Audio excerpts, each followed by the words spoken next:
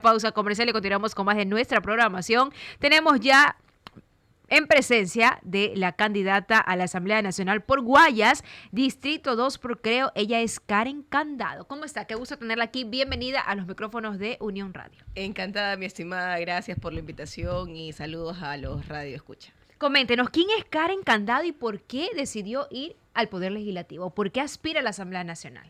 Bueno, Karen Candado ha sido una mujer que ha venido, y una profesional que ha venido trabajando a lo largo de cerca de 10 años desde diferentes espacios del sector público, y de la mano también he venido haciendo política, pero desde lo social. Como muchos lo hacen de manera visible y otros simplemente porque existe la convicción. Yo lo he hecho desde que empecé a trabajar, ¿no? Y a palpar necesidades dentro de los espacios, dentro de las funciones también que ejercía en las diferentes instituciones del Estado. Casualmente, hace algunos meses atrás estuve ejerciendo como comisaria de policía en la gobernación del Guayas, de la mano del ex gobernador del Guayas, quien ahora pues también asume la candidatura a presidente, como lo es Francesco Tabaqui. Así también estuve como distrital de educación en una época también de la zona 5. Claro está que es zonas que pertenecen a los cantones de la provincia del Guayas, pero de ahí pude palpar muchas realidades basadas justamente en el tema de la educación. Ahora me sorprende un poco también que existe justamente un alto índice de alfabetización o deserción escolar.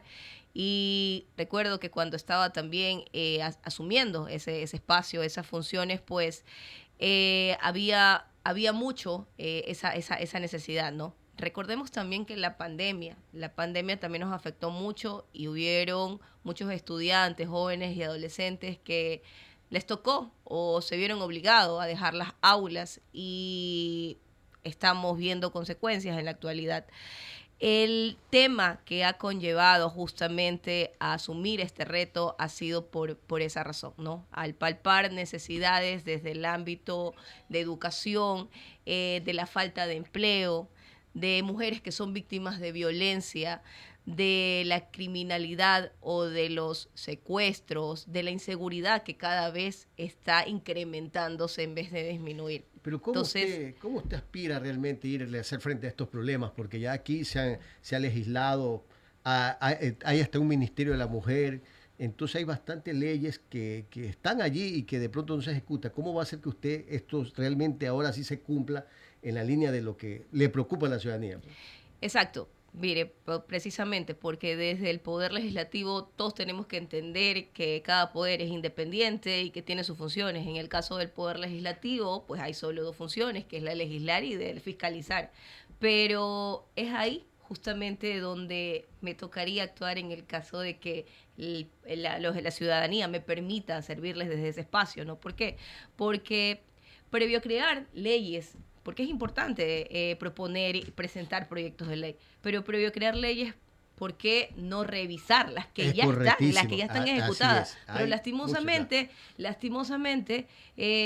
al final del día termina siendo letra muerta, como decimos los abogados. ¿Por qué? Hay muchas leyes aprobadas, claro. Porque estamos viendo lo que pasa en la Asamblea. En la Asamblea prevalecen más los intereses políticos, las agendas partidistas, personales, que poner al pueblo, a la ciudadanía, en primer lugar. Y por eso es que asumo también este reto, porque como ciudadana, al igual de la persona que me está viendo o me está oyendo, yo también soy una ciudadana que se cansó de estar desde las gradas quejándose, reclamando, aplaudiendo o simplemente reprochando. Pero si en estos momentos tengo la oportunidad de asumir este reto, porque quiero representar no solamente a la ciudadanía, sino también a hablar por quienes no tienen voz, hablar por mí, hablar por mi familia, por la nueva generación que quiero ver crecer en un país de paz, en donde se construyan mejores oportunidades. Entonces, ¿por qué quedarme en las gradas si puedo estar en la cancha para hacer esa voz? ¿Por qué? Porque soy una ciudadana, al igual que muchos, que no va con agendas políticas, que no va con agendas partidistas, porque mi compromiso es con el ciudadano, con los ecuatorianos de a pie. A usted no le motiva el tema del billete, algunos que van y piensan que la asamblea es para ir a hacer plata. Para nada. Y como le dije inicialmente, no vengo haciendo una carrera desde el ámbito público, político y social. Y me enorgullece saber que así como he ingresado, de la misma forma he salido en cada una de las instituciones, de manera limpia, transparente, porque mi compromiso ha sido eso, servir desde los espacios que me han permitido su estar. rol básicamente es fiscalizar, y me parece bien, por ejemplo, decirle por qué no se cumple. Ministerio de la Mujer, ¿qué está pasando? Deme la estadística, homicidio, ¿qué se está haciendo? ¿Cuál es el acompañamiento que se le hace a esa mujer que de pronto denuncia maltratos y que hay posibilidades de un femicidio? Bueno. Así es, y usted tocó un punto importante, porque hace unos meses atrás, creo que en el mes de abril, la propia asamblea, y eso sí, lo rescato, ¿no? Dentro de tantas peleas que hacen diariamente en vez de hacer tu trabajo, rescato el hecho de que se aprobó justamente una ley de reparación integral a víctimas de femicidio. Es reciente, y en ella justamente, en esa ley, se habla del acompañamiento que tienen que tener en estos casos las víctimas de violencia, y hablamos desde hijos menores de edad que quedan en la orfandad, desde padres o madres que quedan también con ese dolor y con ese trauma. ¿Qué pasa después de que la madre ha sido víctima de un femicidio, sea por su pareja, su esposo o alguna tercera persona? ¿Qué pasa con ese niño que queda con un trauma? ¿Qué pasa si el día de mañana deja de estudiar y nadie sabe o entiende el por qué? Tal vez viene porque viene cargando un trauma, pero si no hay un acompañamiento, ya sabemos lo que puede pasar con ese niño el día de mañana y a dónde va a actuar y cómo va a actuar. Claro. Entonces, ahí es donde llega justamente, en este caso, el rol del asambleísta o el del legislador tiene que ser que se vele para que se cumpla aquellas políticas públicas a través de las diferentes carteras de Estado, desde el MIES, desde el MSP, desde Educación, desde el Ministerio de la Mujer, porque ya hay una ley, pero es una ley, como lo dije inicialmente, que parece que es letra muerta. Y es ahí donde nosotros tenemos que alzar la voz. Es ahí donde yo tengo que trabajar y hacerle hincapié, porque el Estado ya tiene las herramientas. Las políticas públicas son las que tienen que aplicar. Pero ¿y si no la aplica? O si no se fiscaliza. Y prefiero estar dentro del entorno de la asamblea, como ya estamos viendo a muchos asambleístas peleando, debatiendo, planteando juicios políticos que al final del día disminuyen o incrementan la inseguridad, la violencia, los secuestros. ¿Qué resultados ganan al traer ese tipo de juicios políticos? Y le damos un tema que aquí lo analizamos con la compañera ayer, el tema del rol, por ejemplo, del Ministerio de Inclusión Económica Social.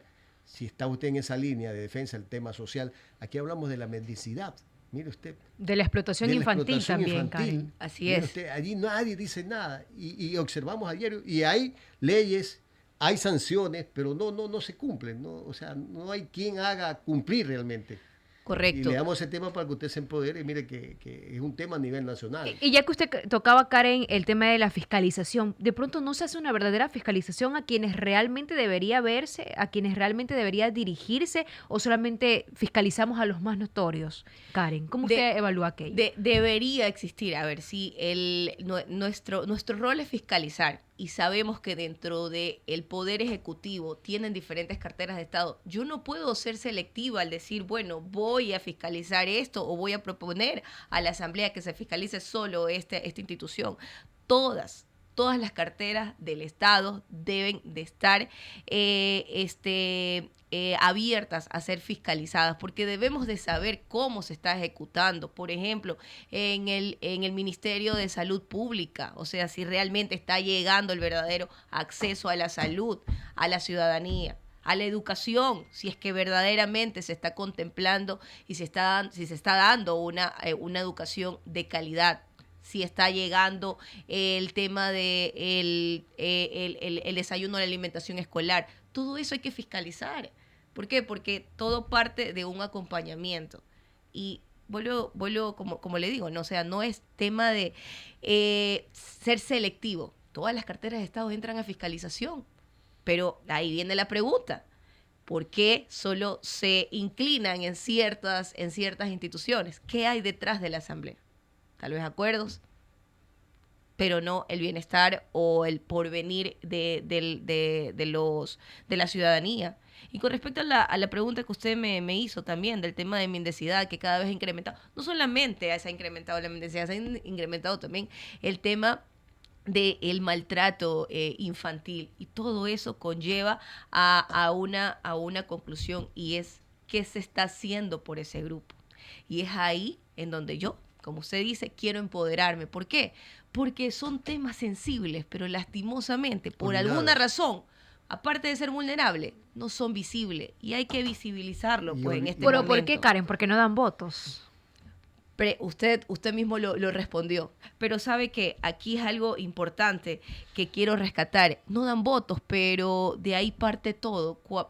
Si nosotros queremos tener una sociedad en donde se baje los índices de secuestro, criminalidad, extorsiones y delincuencia, debemos empezar por nuestros niños, y debemos de empezar por brindarle acceso y oportunidad a la madre que está en estado de gestación. Yo recalco algo del anterior gobierno, ¿no? Si bien es cierto, los niños no dan voto, pero algo que rescato en el gobierno anterior es que se creó la Secretaría de Ecuador Crece Sin Desnutrición, en donde en ese periodo 20.000 niños... En el gobierno de don Guillermo Lazo. Correcto, indistintamente de quién haya sido el gobierno, ¿no? Pero hay que rescatar las cosas positivas. Se creó una secretaría en donde... continuidad. Exacto, en donde 20.000 niños fueron liberados, por así decirlo, de padecer esa situación. Y aplaudo también al gobierno actual que lo mantiene firme, porque de ahí parte. Uh-huh. Entonces, ellos tienen que trabajar también de la mano con las otras carteras de Estado, como el MIES, porque no todo queda en la Secretaría, en las funciones o el trabajo que hace la Secretaría de Ecuador Crece Nutrición. Entonces, esto es algo que se tiene que trabajar de manera articulada para poder contrarrestar ese índice que hay de mendicidad, desnutrición crónica infantil, del maltrato infantil, porque nuestros niños es lo más valioso.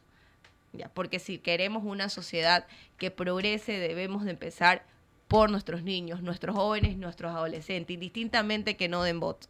Aquí no estoy precisamente para un voto, justamente estoy aquí para que la ciudadanía me conozca, sepa quién es Karen Candado, hacia dónde quiere ir, cuál es su compromiso, y precisamente la convicción que vengo desarrollando desde hace muchos años atrás. O sea, el trabajar justamente por esos grupos prioritarios. Mi lucha en la asamblea, si la ciudadanía me permite llegar, va a ser justamente con la bandera social, con los grupos prioritarios, hombres, niños, mujeres, adolescentes, madres embarazadas, personas o grupos LGBTI también que están siendo muy vulnerados, que no se los visibilizan, que no tienen una voz que los represente también en la asamblea.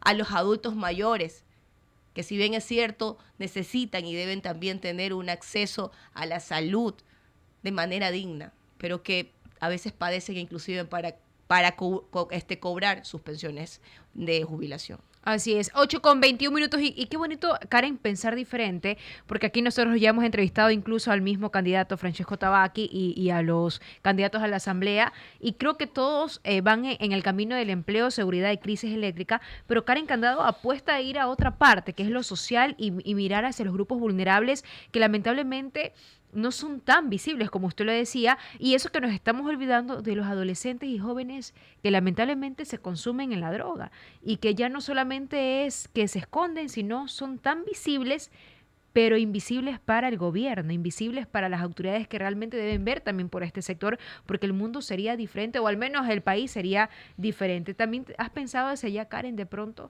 Totalmente. De hecho, aquí viene algo importante que debemos de trabajar y de velar en el Poder Legislativo, y es que también existan las políticas públicas o el acompañamiento justamente al joven, al adolescente, al niño que está ya... Ahí va la salud también. Así es. ¿Por qué? Porque, a ver, de lo que va del año...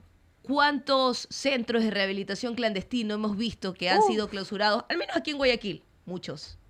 Y yo casualmente, hace unos 2 meses atrás, vi justamente a madres de familias que la entrevistaban y le decían, pero no quiero que lo cierren porque si me llevo a mi hijo a mi casa, a mí me toca encadenarlo. O sea, ¿cómo una madre en su desesperación puede decir eso? Porque seguramente esa madre solo tiene para comer al día con $5, pero lastimosamente no tiene para poder rehabilitar a su hijo en un centro privado, en donde se brinde una atención prioritaria para ese joven que busca ser rehabilitado. Pero qué diferente fuera que el gobierno mirara también a ese grupo prioritario y le brindara el acompañamiento a través del Ministerio de Salud Pública, creando centros, así ambulatorios, pero que brinden un acceso a la salud de calidad, que priorice también a estos grupos que son importantes, reincorporarlo a la sociedad, ¿no? Son grupos olvidados. Ahí está perdiendo mucho, no solamente la familia, sino el gobierno, porque qué diferente fuera que un adolescente, un joven que está inmerso en las drogas y que busque rehabilitarse, o la familia busque la forma de hacerlo, tenga el acompañamiento del gobierno a través de centros de atención del MSP. Es lo que hace falta. Es lo que hace falta. El dinero, el gobierno debería destinar aquel presupuesto a las carteras de estados que verdaderamente fomenten y brinden un acceso a la salud, a la educación, al empleo, que cada vez acrecienta más. Y de ahí justamente recae el tema de que se incremente tal vez la delincuencia. Uh-huh. Porque la delincuencia, ¿por qué? ¿De dónde nace? El reclutamiento hacia adolescentes específicamente, Karen. Karen, ¿algo más que tenga que acotar para finalizar la entrevista? Bueno, sí, o sea, decirles pues a la ciudadanía que me está escuchando, me está viendo, que esta mujer que está aquí, si bien es cierto, es un rostro nuevo. Karen Candado recién está dándose a conocer a la palestra pública y política. Sin embargo, es una mujer comprometida con su gente que busca justamente ser la voz de quienes no tienen voz, de todo ese grupo prioritario que ya lo he mencionado en la entrevista, porque al igual que tú, me cansé de los políticos de siempre. Y hoy hay una ciudadana que busca hacer la diferencia, no solamente para el Distrito 2 que voy a representar en Guayas, sino para todos los ecuatorianos. Perfecto. Le agradecemos a la abogada Karen Candado. Ella es candidata a la Asamblea Nacional Distrito 2 en Guayas por Creando Oportunidades, más conocido como Creo. Muchísimas gracias, Karen. Muchísimas gracias. Que tenga excelente día. Creo. Tenemos información.